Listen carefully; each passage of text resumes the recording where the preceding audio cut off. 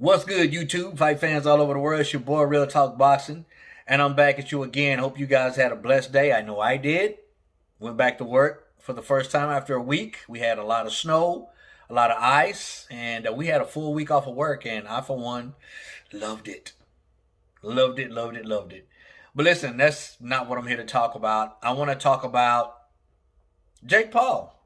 Yeah, my man Jakey. He has some new training footage out there. Him and BJ Flores in the ring on the hand mitts, going over some punches. Has he improved? Maybe. Has he not improved? Maybe not. But I'm here to talk about that. Shout out to my man, YouTube Boxing 6007, for shooting the info to me on my Instagram page. And I analyzed it and watched it. And I appreciate that, my man, 6007. So let's talk about that, man. Let's talk about that right now. As we all know, Jake Paul is a YouTuber that I think is very, very exciting in the ring. Doesn't really matter if he's fully skillful or not. Excuse me. Nevertheless, he's exciting. There's a lot of drama, build up to the fight. He talks trash. Sometimes he gets a little bit too disrespectful. I think sometimes he crossed the line. And a lot of people don't like my man Jake. But I'm cool with him because he brings entertainment. He brings pay-per-view buys. And he brings more people to the boxing world who aren't really boxing fans. You know what I'm saying? So no hate on him. But what I see when I see the new footage, first of all, Ben Askren saying he has trash sparring. His sparring partners are trash. Well, I know of at least one of them who's not, and that's Bostwick. Bostwick is a bare knuckle / MMA / boxer who is a short, compact, 175-pound inside type fighter. I've seen a handful of his fights. He's not the most skillful, but I think in a real boxing match, he may, give Jake the business. So in order to get better, you need to be in there with someone better than you. And I think Bostwick is a tad bit better than Jake Paul. So obviously all his sparring partners aren't trash. I mean, he might have 3 or 4 of them that are, but I know of one that isn't, and that's Bostwick. So I saw him in the ring on the pads, on the mitts with BJ Flores, and here's what I see that has improved. I have talked about Jake's jab. Jake doesn't have a terrible jab. Before seeing this video, it was a front foot heavy jab, and it was telegraphed. And a lot of times he would take his eye off his opponent when he jabbed. That wasn't the case when I seen him in the ring with BJ. Now, granted, BJ's holding the mitts. He's not an opponent firing shots back at him. But from what I can see, his jab is a lot faster. He's lighter on his feet when he's throwing the jab. And it's not so front foot heavy. He has better balance throwing that jab. It looks good. He's been working on the hook, the left hook, and then throwing the straight left. He covers a lot of ground when he throws that straight left after that check hook. And if he connects with that freaking straight right cross, it's gonna do some damage. It's gonna do a lot of damage. He follows through. He uses his entire body weight, his mass, and he's pushing through, the mitt, not just touching the mitt, making contact. He's pushing through. So that looks really, really good. I see that BJ Flores is putting his back to the ropes and allowing Jake to come in and throw punches to the hand mitts at close range, which means they know that Jake has to start fighting on the inside. I said in a previous live stream that Jake has no inside game, and for the most part he does not. But judging by what BJ Flores is working with, certain things that he's working with Jake inside the ring with the hand mitts, close counter fighting, they're working on that. And that's great. That's great. You have to have more than one tool in your belt, in your arsenal, to be a complete fighter. So, I mean, he has to start working on the inside.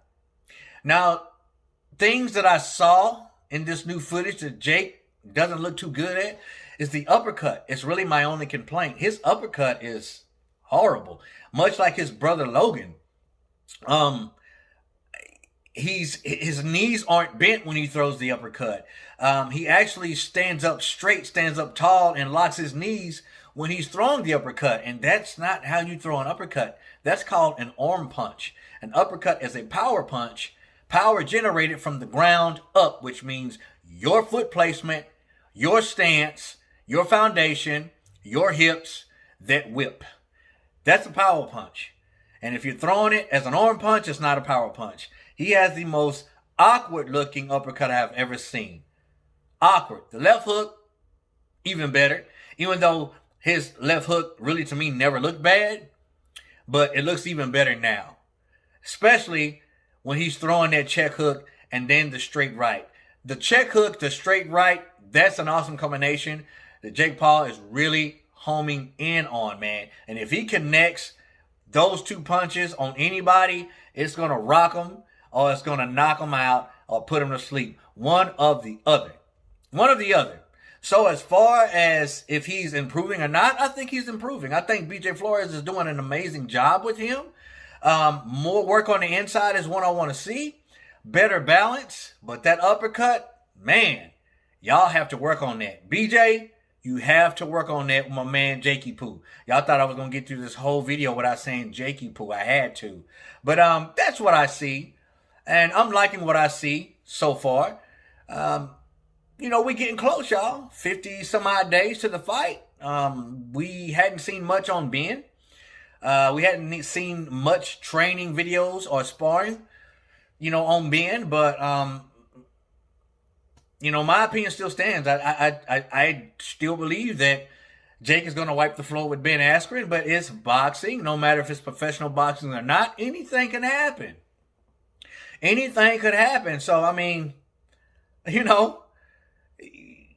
you just have to tune in. I'm going to be there to watch it. There's some people out there who seriously think Ben has what it takes. He has the chin. He has the experience. He's an actual athlete, a fighter. A retired fighter, but, nevertheless, he was a fighter. He might have something up his sleeve. He might not be showing footage for a reason. He might be saying, I'm not going to spar a lot, if at all, for a reason. You just never know, man. So I'm keeping my eye out. I'm keeping my peripheral on Ben Askren because he might show up and fool us all. But I know one thing, I will be there to witness it, Lord willing. Will you? Before I go, man, I want to ask of you guys something, man. I want to ask for a favor. I'm pushing almost 8,000 subscribers. Now, just because I have almost 8,000 subscribers doesn't mean I have that support from everyone. I have a handful of you guys who are awesome. And I don't want to start naming off people because I know I'll forget somebody. But a handful of you guys always comment, always show love and respect, always show up to the live streams, always showing real talk, love, respect, and honor. So I want to ask you guys to do something for me if you haven't done it yet. Now, this guy probably doesn't understand why I'm pushing him so much. And the reason why, because he's not asking me to do this. I'm just this type of dude, man. If I see something in somebody, if I see true heart, if I see realness in someone's heart and dedication, my heart goes out to them. So what I want you guys to do, if you haven't checked out Moore's House yet, please do that for your boy Real Talk. All right? All I want you to do is check him out. I'm not asking you to go and subscribe. I want you guys to go check him out, watch a couple of his videos. You judge for yourself whether or not you want to subscribe to his channel, because I can't make you do anything. But if you like his content like I like his content, subscribe. Hit that notification bell, because I want to see this guy get the required subscribers so he can go live. I believe when Moore's House starts going live, you guys are going to see what I see. You're going to see it. Going live for a YouTuber is the most important thing to me, because you get to see that YouTuber raw and uncut. You really get to know him. You really get to know him or her, whoever it is. So I want to see this guy get to the point to where he can go live. That's not asking for much.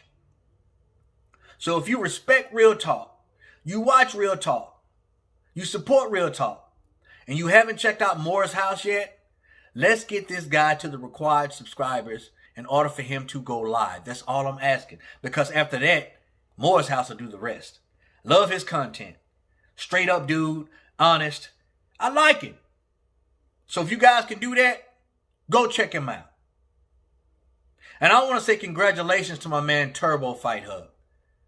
He has reached 1,000 subscribers. Just yesterday, he was at 43. And now he has 1,000. So Turbo Fight Hub, congratulations, my friend. Congratulations. As always, respect all, fear none, God bless. The next time, Real Talk Boxing, we up and we out of here, baby.